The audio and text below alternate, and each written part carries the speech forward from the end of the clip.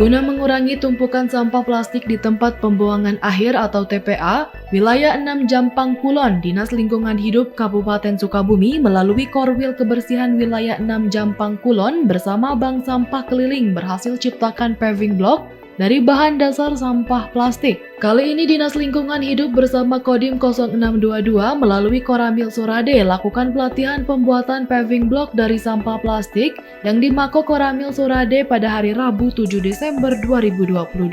Pelatihan tersebut juga bertujuan untuk mengurangi sampah plastik dan membuka potensi perekonomian masyarakat dalam pembuatan paving block tersebut.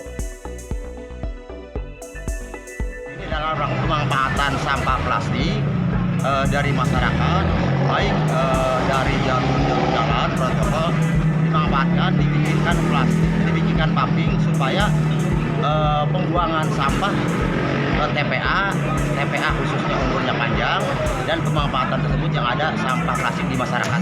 Cara ini yang diundang oleh Badan Rami adalah sewilayah 6 Jampang Kulon, terutama bank-bank sampah yang ada di wilayah 6. Dan Ramil Surade juga menambahkan kualitas dan kekuatan paving block tersebut tidak kalah dengan paving block pada umumnya. Bahkan jika dibanting pun, paving block tersebut tidak pecah dan kuat menahan beban di atas 3 ton.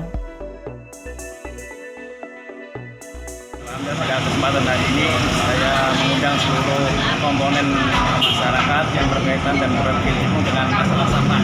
Terutama yang di wilayah saya, ada dari Cilacap, Surade, Cibitung, dan Panturan.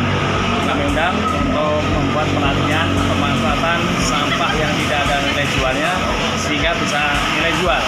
Yang ada nilai jualnya kita pilah-pilah sehingga yang tidak ada nilai jual kita kembangkan menjadi yang bermanfaat dan ada nilai jualnya. Dan sini saya berikan pelatihan cara membuat paving block. Ini contoh paving block dari sampah yang tidak ada nilai jualnya, ya, sehingga menghasilkan nilai jualnya.